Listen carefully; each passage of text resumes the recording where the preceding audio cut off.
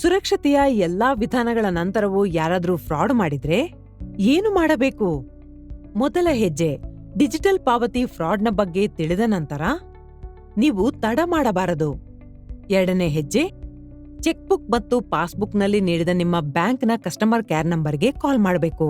ಮೂರನೇ ಹೆಜ್ಜೆ, ಕಳೆದ 6 ತಿಂಗಳಿನ ಬ್ಯಾಂಕಿನ ಅಗತ್ಯದ ಮಾಹಿತಿಗಳೊಂದಿಗೆ ತಯಾರಾಗಿರಿ.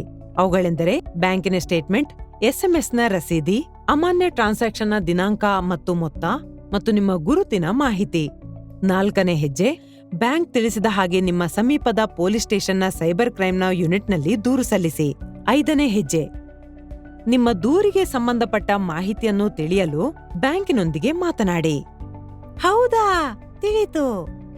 ಗ್ರಾಹಕರ ಯಾವುದೇ ದೂರಿಗೆ ಸಂಬಂಧಪಟ್ಟ ವಿಷಯಗಳಿಗೆ ಬ್ಯಾಂಕ್ ಪುನಃ ಅವರನ್ನು ಸಂಪರ್ಕಿಸುತ್ತಾ? ಹಾ, ಖಂಡಿತ.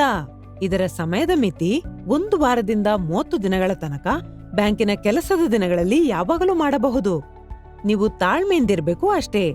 ಇದರ ಅರ್ಥ, ಔಷಧಿ ತಗೊಂಡ್ಮೇಲೆ ನಿಮ್ಮ 200 ರೂಪಾಯಿ ಸ್ವೀಕಾರ ಆಗಿಲ್ಲ ಅಂದ್ರೆ 30 ದಿನಗಳ ನಂತರ ನಿಮ್ಮ ಅಕೌಂಟಿಗೆ ಹಣ ಹಿಂತಿರುಗಿ ಬರುತ್ತಾ? ಇಲ್ಲ ಇಲ್ಲ ಅಕ್ಕ, ಇದೇನು ಫ್ರಾಡ್ ಅಲ್ಲ. ಆದರೂ ಇಂತಹ ಅಸಫಲ ಪಾವತಿಗಾಗಿ ಬ್ಯಾಂಕ್ ನಿಮ್ಮ ಹಣವನ್ನು 1 ರಿಂದ 3 ಕೆಲಸದ ದಿನಗಳಲ್ಲಿ ಕೊಡುತ್ತೆ. ಇಲ್ಲಿ ನೋಡಿ, ಹಣ ಹಿಂತಿರುಗಿ ಸಿಕ್ಕಿತು.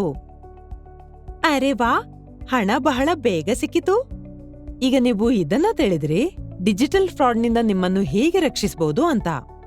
ಆದ್ರೂ ನಿಮ್ಮ ಜೊತೆಗೆ ಯಾವ್ದಾದರೂ ಫ್ರಾಡ್ ಆದ್ರೆ ಮುಂದೆ ಹೇಳುವ ವಿಷಯಗಳನ್ನು ಎಚ್ಚರಿಕೆಯಿಂದ ಕೇಳಿ ಮತ್ತು ಈ ಮಾಹಿತಿಗಳನ್ನು ಬೇರೊಬ್ಬರಿಗೂ ಹಂಚಿಕೊಳ್ಳಿ.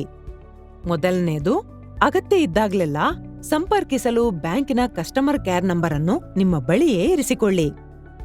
ಎರಡನೇದು, ಯಾವುದೇ ಅಜ್ಞಾತ ನಂಬರ್ನಿಂದ ಬಂದಿರುವ ಮೆಸೇಜ್ ಅಥವಾ ಕಾಲ್ನಿಂದ ಕಳಿಸಿರುವ ಲಿಂಕ್ ಅನ್ನು ಪ್ರೆಸ್ ಮಾಡಬೇಡಿ. ಮೂರನೇದು, ಡಿಜಿಟಲ್ ಪಾವತಿಗೆ ಸಂಬಂಧಪಟ್ಟ ಎಲ್ಲಾ ವಿಷಯಗಳು, ಯಾವುದನ್ನೆಲ್ಲ ನೀವು ಕಲ್ತಿದ್ದೀರೋ ಮತ್ತು ಏನು ಮಾಡಬೇಕು ಮತ್ತು ಏನು ಮಾಡಬಾರದು, ಅದನ್ನ ನಿಮ್ಮ ಕುಟುಂಬಕ್ಕೆ ತಿಳಿಸಿ. ಅದರಿಂದ ಅವರು ಜಾಗರೂಕರಾಗಿರಬಹುದು.